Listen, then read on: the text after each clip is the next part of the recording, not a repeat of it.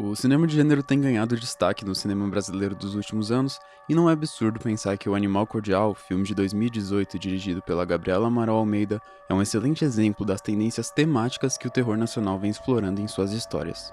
O filme todo se passa em um pequeno restaurante da classe média gerenciado por Inácio, interpretado pelo Murilo Benício. Logo no início, a gente vê a relação controladora e desprezível que o Inácio exerce sobre os seus funcionários, agindo de forma abusiva com a garçonete Sara, interpretada pela Luciana Paz, e com os cozinheiros, e em especial com o chefe da cozinha de Jair, interpretado pelo Irandir Santos. Já quase no fim do expediente, os funcionários aguardam cansados a hora de ir para casa, tendo que aturar os últimos desagradáveis clientes e seu chefe abusivo no fim daquela noite. Mas tudo muda quando, de repente, dois ladrões entram no restaurante, anunciando o assalto e fazendo todo mundo ali de refém. E até então a gente podia pensar que a trama seguiria a linha de muitos filmes de premissas semelhantes. Assim que o assalto começa, os funcionários, os clientes e o patrão, todos iam estar ali nas mãos de bandidos antagonistas, aguardando uma maneira de serem salvos pela polícia ou conseguirem fugir das mãos dos criminosos. E bem, a partir de agora eu vou ter que falar um pouco mais sobre a trama do filme. Eu não vou entrar em nenhum detalhe específico, nem contar muito, mas se você ainda não viu o Animal Cordial e quiser fazer isso antes de continuar o vídeo, pode ficar à vontade. Continuando, o que segue no filme é uma das primeiras subversões do gênero que a Gabriela Amaral vai fazer. Se os filmes sobre invasão domiciliar já foram uma forte tendência para refletir sobre o medo da classe média perante o apego da sua propriedade privada, o Animal Cordial enxerga isso de outra maneira. Ao invés de serem reféns dos ladrões, todos ali se tornam reféns de Inácio. Sim, o dono do restaurante, que saca uma pistola e rapidamente atira em um dos criminosos, logo em seguida dizendo: "Você tá achando que qualquer um pode entrar aqui e fazer o que quiser no meu restaurante e ir embora sem acontecer nada?" e impedindo todo mundo de contatar a polícia. E quando percebemos, não estamos mais em um filme sobre invasão, mas sim um aterrorizante slasher escondido sob a cordialidade do assassino. E o título do filme deixa evidente essa conexão com o conceito do homem cordial, trazido pelo historiador Sérgio Buarque no seu livro Raízes do Brasil. O homem cordial seria esse retrato de uma conduta polida, educada e até afetuosa do brasileiro ao lidar com as relações de poder da sociedade. Mas não se engane, como o próprio Sérgio Buarque diz, seria engano supor que essas virtudes possam significar boas maneiras e civilidade, pois é justamente com esse trato cordial que se mascara a violência e exploração das ações. A cordialidade, então, nada mais é do que essa máscara exposta nos primeiros minutos do filme, quando a gente vê Inácio atender a dois clientes chatões que acabaram de chegar no restaurante. E Bordeaux Le Dôme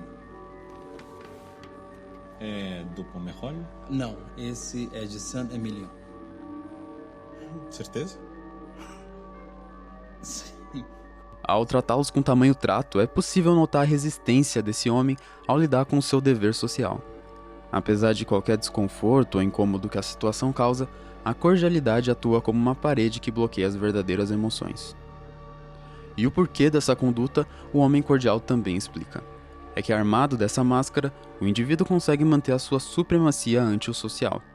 E efetivamente, a polidez implica uma presença contínua e soberana do indivíduo. Os primeiros minutos do filme também mostram isso. Ao falar para os funcionários ficarem até mais tarde e ao conversar sozinho com a Sara, o personagem de Inácio sempre fala com educação e calma, com um sorriso no rosto que não deixa de lado seu papel hierárquico e patriarcal. Me pegou. A primeira vez que a gente vê essa conduta ser abalada é quando o Inácio recebe uma ligação da sua esposa enquanto cordialmente ensaia para uma entrevista sobre o restaurante. Essa é a primeira vez que a gente vê ele agir com agressividade e violência, quando ele tá ali, sozinho consigo mesmo, afastado da máscara essencial da sua cordialidade. Esse banheiro que a cena se passa na verdade possui uma simbologia interessante no filme, principalmente pela presença do seu espelho. Ali, todos os personagens que entram enfrentam um processo de autoconfronto, de reflexão sobre suas máscaras cordiais. Pois ainda citando Sérgio Buarque, no Homem Cordial, a vida em sociedade é de certo modo uma verdadeira libertação do pavor que ele sente viver consigo mesmo, em apoiar-se sobre si próprio em todas as circunstâncias da existência. E eu acredito que esse seja o tópico que mais desperta a atenção da diretora do filme. Até aqui a gente falou bastante do cordial, mas é hora de falar sobre o animal. Talvez essa seja a palavra que melhor impulsiona a trama. A animalidade, a bestialidade, o id reprimido. Enxergando essas duas forças como opostos, a gente vê no filme um processo de desequilíbrio e mudança de um lado para o outro. A defesa da propriedade sobre o cano do porte de armas de fogo pode ser o horizonte entre a polidez e o sadismo. Antes do assalto, a cordialidade cobre a personagem de Inácio. Com o ponto de virada do roubo, essa máscara é colocada em xeque. e a sua queda marca cada vez mais o declínio do homem para sua selvageria e sociopatia. O que segue ao longo de todo o filme é a passagem da tortura e da violência como uma tentativa descabida de resposta à paranoia em um sentimento abusivo resultante do medo de viver consigo mesmo, sobre o qual a gente falou agora há pouco. Sobre esse tema do abuso, é importante a gente olhar para a personagem da Sarah. Em uma entrevista recente para o Canal Brasil, a Luciana Paes falou sobre o filme e o tema do relacionamento abusivo. O que a gente vê em tela é exatamente isso. O Inácio dá ordens para Sarah a todo momento, de modo que a sua cordialidade passa a confundir o relacionamento profissional com o pessoal, tornando o tratamento uma espécie de mistura empelotada entre ordens hierárquicas e afeto. Nada disso, na verdade, seria visível sem o excelente trabalho de roteiro da Gabriela Amaral, que sabe usar as vozes do seu filme no desenvolvimento do discurso. Porque perceba, durante todo o filme, o Inácio fala na voz ativa e usando o imperativo. Pega aquela fita de caixa, amarra ele, sabe? Traz um blue. Vai. Me espera na cozinha. Já a Sarah, a princípio, age passivamente e em negação, conforme outras personagens tentam alertá-la sobre o abuso de Inácio. Eu conheço gente fora daqui, gente fluente muito melhor que ele. Chega. Porque acontece que a passividade também é uma forma de cordialidade, onde coloca-se precisamente as mulheres. Voltando ao início do filme, a gente percebe essa ideia no casal de clientes que chega ao restaurante. O Bruno, o homem, é quem escolhe o vinho sem perguntar a opinião de Verônica. Mais tarde, até forçando-a a comer a carne crua de javali. Com o assalto, o contato que a Verônica tem com a animalidade resulta em uma atividade catártica, onde ela, então, vai se posicionar contra os eventos pelos quais passou. Já na jornada de Sarah, esse conflito atividade-passividade é mais complicado e a persegue por todo o filme. Se o contato de Inácio com a sua animalidade evoca a psicopatia e o controle, o abandono da cordialidade da Sarah exige uma postura ativa e de posicionamento próprio, de domínio e atividade. O que vai marcar essa virada está naquele mesmo confronto consigo mesmo presente no espelho do banheiro. O Inácio, ao quebrar o espelho, abandona de vez essa sua faceta, digamos, cordio-social. Quando a Sarah encara essa mesma face quebrada, destruída, a gente tem o ponto de evolução da personagem que vai levar ela a tomar aquela decisão que ela toma no fim do filme. Essa simbologia também está muito forte na cor vermelha, a representação do sangue e da carne, mas em conceito do animal. Quanto mais próximos do vermelho, seja nas paredes ou no sangue, mais distante da cordialidade social. Essa coisa de explorar a animalidade humana, é claro, não é de hoje. No Cortiço, do Aloysio Azevedo, uma das principais características da linguagem está nessa comparação do homem com uma selvageria na busca da construção desse discurso naturalista de que somos todos animais.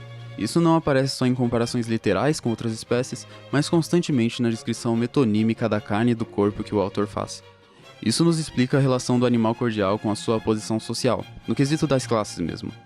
As personagens do Cortiço, presos na mesma miséria da pobreza, são descritas como bestas, selvagens, distantes da polidez, pois não precisam mascarar as relações de exploração, ao contrário, por exemplo, do João Romão, essa figura ambiciosa que construiu o Cortiço e, não obstante, representa parte da cordialidade que domestica os inquilinos explorados. Sendo tudo isso parte de uma consequência dos pilares patriarcais do Brasil, o Aloysio Azevedo ainda posiciona as personagens femininas nesse papel claro de submissão ao homem, tratando o matrimônio como parte da cordialidade inerentemente relevante a toda a sociedade nacional.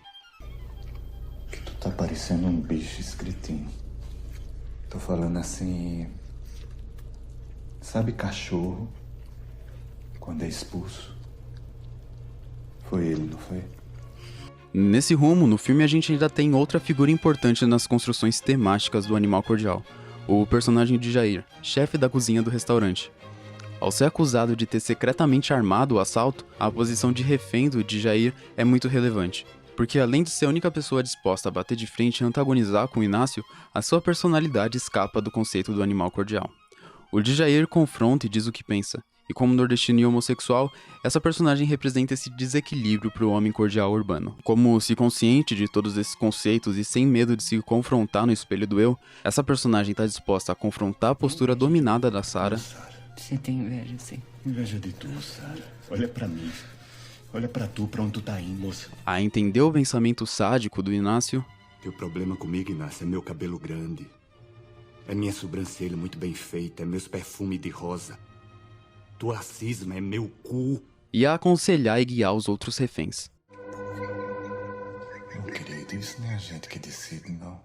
E isso vai nos levar a outra subversão do horror, relacionada, por exemplo, às mensagens que as Final Girls dos slashers oitentistas e noventistas carregavam. O termo criado pela escritora Carol J. Clover no seu livro Men, Women and Chainsaws diz respeito às sobreviventes finais dos filmes de terror, geralmente uma garota virgem benevolente que consegue sobreviver ao assassino que prefere ir atrás de jovens rebeldes e libidinosos. E a maioria das vítimas dos filmes de slash são mulheres que fazem sexo. As Final Girls, né, as sobreviventes, são as virgens, são as puras. Você pode ver isso em Pânico, você pode ver, né, as que têm virtude suficiente para se salvar. Se as Final Girls noventistas do cinema norte-americano são reflexos dos medos sociais do período, aqui a gente tem uma outra representação da sobrevivência. O inimigo não tá mais na animalidade inevitável, da punição pro sexo em defesa da cometida postura feminina. Com essa inversão, que torna o homem cordial um monstro que defende sadicamente a sua propriedade, faz sentido que aqueles que se conectam com seu eu serem os capazes de confrontar esse vilão. O impulso natural da animalidade joga as personagens numa posição única de sobrevivência, aniquilando as dinâmicas verticais do poder de classes. E a força para esse confronto não tá, portanto, nas armas usadas por esse homem, nessa política de bons costumes, mas sim na ciência desses valores exploratórios que se escondem na cordialidade. O monstro do animal cordial, portanto, não tem tenebrosas máscaras literais como a do Jason ou a do Michael Myers. O seu perigo não habita na invasão da nossa propriedade, na punição dos nossos instintos. Pelo contrário, ele se torna fruto desse próprio resultado, aparentando ser mais uma vítima. A máscara do animal cordial é o seu trato, com um simples, polido e educado sorriso.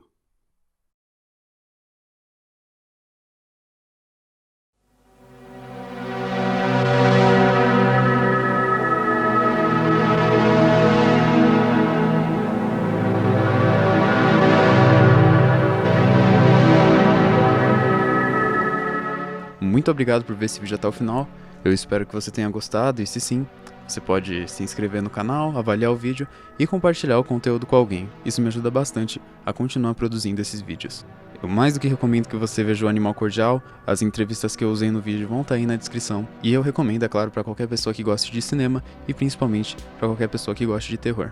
A Gabriela é uma dessas novas cineastas surgindo no terror do cinema brasileiro e ela manja muito do assunto, então vale a pena conhecer o trabalho dela. Além disso, o Animal Cordial contém atuações incríveis, talvez seja o melhor trabalho do Murilo Benício e é claro então que vale a pena ver e rever o filme. É claro que você também pode comentar alguma coisa, tanto a respeito do filme quanto a respeito do vídeo. Eu novamente agradeço pela sua atenção e até mais.